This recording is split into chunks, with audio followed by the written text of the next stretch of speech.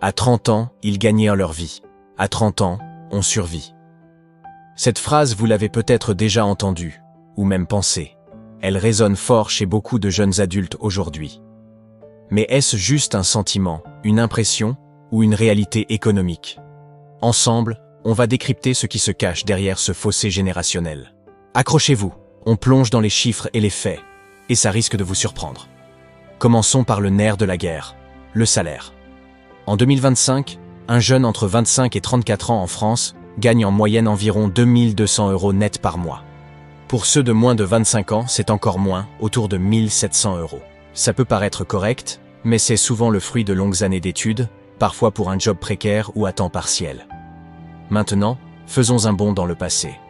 Dans les années 70 ou 80, un jeune de 30 ans, avec un emploi stable, pouvait souvent s'offrir une vie confortable, acheter sa maison, fonder une famille. L'emploi était plus sécurisé, le coût de la vie, notamment du logement, était bien plus bas. Atteindre l'autonomie financière à 30 ans n'était pas un exploit, c'était la norme.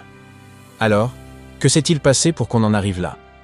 Plusieurs facteurs expliquent ce décalage. D'abord, la précarité du travail. Regardez autour de vous. Les CDD, l'intérim, les contrats d'auto-entrepreneurs se sont multipliés.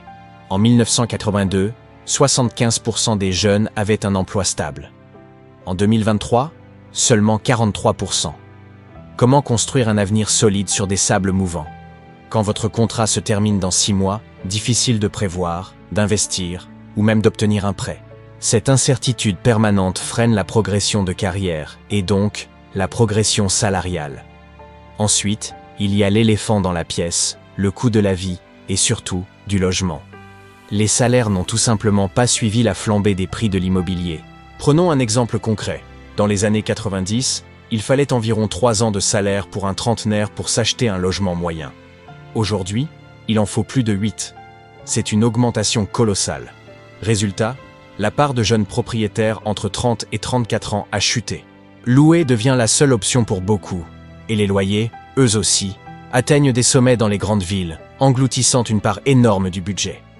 On pourrait penser que faire plus d'études garantit un meilleur salaire. C'est vrai dans certains cas, mais la massification des diplômes a changé la donne. Aujourd'hui, avoir un master est devenu presque la norme pour certains postes qui autrefois ne l'exigeaient pas. Il y a plus de diplômés sur le marché, donc plus de concurrence. Avoir un bac plus 5 ne garantit plus automatiquement un salaire confortable dès la sortie de l'école. L'expérience prime, mais cette expérience prend du temps à acquérir, retardant d'autant le moment où l'on atteint un pic de revenus. On se retrouve donc à devoir cumuler les stages, les contrats courts, avant de décrocher enfin un poste stable et bien payé. Un autre poids s'est ajouté sur les épaules des jeunes générations, la dette. Particulièrement les prêts étudiants. C'est un phénomène très marqué aux États-Unis, mais qui arrive aussi chez nous. Commencer sa vie active avec des milliers d'euros de dette, c'est comme commencer une course avec un boulet au pied. Ce fardeau financier pèse lourdement sur toutes les grandes décisions de vie. Comment penser à acheter un bien immobilier quand on doit d'abord rembourser ses études? C'est un cercle vicieux qui retarde l'accès à la stabilité. Toutes ces difficultés économiques ont des conséquences très concrètes sur nos vies. On parle de génération survie, et ce n'est pas pour rien. L'insécurité financière pousse à retarder les grands jalons de l'existence. On se marie plus tard, on a des enfants plus tard. En 1993, la moitié des 25-29 ans étaient mariés. En 2023, ils ne sont plus que 29%. Phénomène encore plus marquant. Un tiers des trentenaires vivent encore chez leurs parents. Ce n'est pas par choix pour la plupart, mais par nécessité. Cette dépendance prolongée peut créer un sentiment de frustration, d'angoisse et l'impression de ne pas réussir à devenir pleinement adulte. Alors, que faire? Ce constat n'est pas là pour nous décourager, mais pour ouvrir les yeux. La situation actuelle n'est pas une fatalité. Elle est le résultat de décennies de choix politiques et économiques. Il est urgent de repenser nos modèles. Il faut des politiques d'emploi qui favorisent la stabilité plutôt que la précarité. Il faut encadrer le marché du logement pour qu'il redevienne accessible.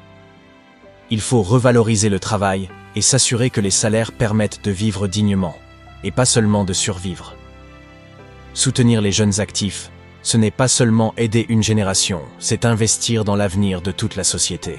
En conclusion, si la phrase « à 30 ans, on survit » est si percutante, c'est qu'elle touche à une vérité profonde. Le pouvoir d'achat, l'accès à la propriété, la stabilité. Autant de choses qui semblaient naturelles pour nos aînés et qui sont devenues de véritables défis pour nous. Ce n'est pas une question de paresse ou de manque d'ambition, mais bien un changement structurel de notre économie. La discussion est ouverte, et elle est essentielle. Merci d'avoir regardé cette vidéo jusqu'au bout. Si ce sujet vous a interpellé, n'hésitez pas à partager votre propre expérience dans les commentaires. C'est en partageant nos histoires qu'on peut faire bouger les lignes. Pensez à liker, à partager, et surtout à vous abonner pour ne pas manquer les prochaines analyses. À très bientôt.